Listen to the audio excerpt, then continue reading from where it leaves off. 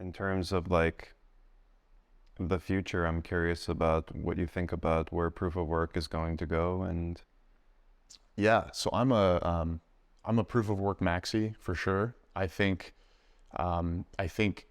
this industry in particular, Bitcoin mining, will become one of the largest consumers of energy, or at least the largest customers of a lot of these electricity providers, in the world. And I think that's a good thing because I think we're energizing this network that's going to provide us a new monetary system, right? So it's, I think, worth its weight in whatever. But I think the the industry is growing, and there's no doubt that it's growing. It's obviously, you kind of have fluctuations with a bull and a bear market, but the reality is, you know, every 10 minutes a new block is mined and added to the blockchain, right? It's every 10 minutes Bitcoin is issued, new transactions process. It doesn't stop, right? And it only gets better and more refined, and the industry gets more efficient.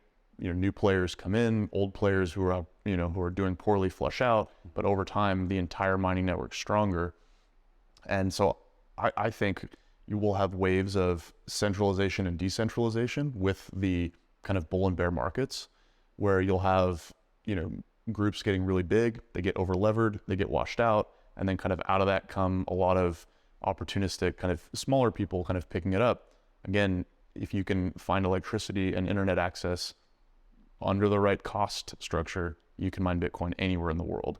So I think this industry is here to stay, and I think it's going to grow. And I think we're going to be very surprised with the ways mining is used in the future, because I don't think it'll always just be plugging it in and not having any other type of strategy around mining. I think there'll be, heat reuse. I think there'll be, demand response programs. So for example, a lot of utility companies, one of the concerns on electric grid is the frequency at which electricity kind of travels along the grid, and it really has to stay within a certain bound.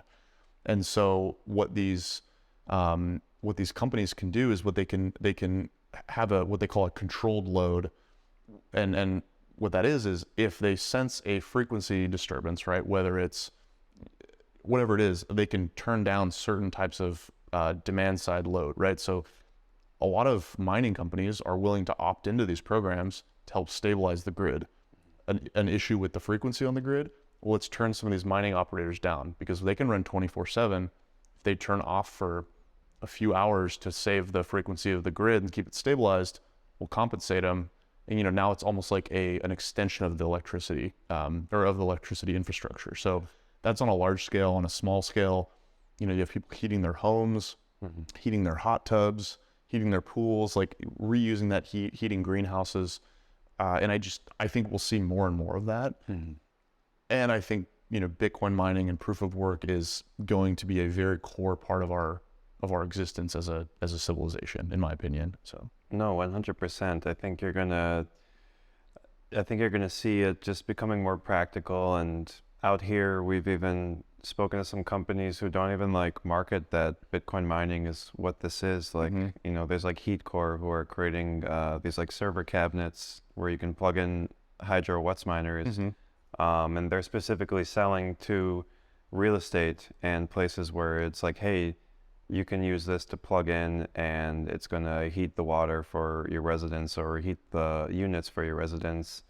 So I do think that we are going to move to maybe a little less taboo of feeling with it. It's not just going to be these giant data centers. It can be a lot more.